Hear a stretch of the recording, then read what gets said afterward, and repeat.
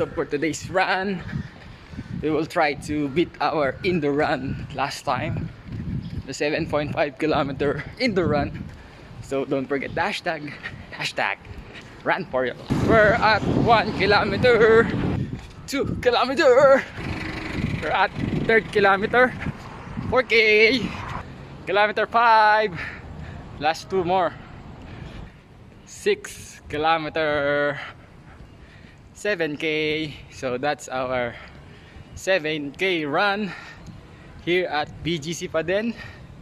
So nakakapagod pero kinaya naman. Average of 7 minutes per kilometer tayo.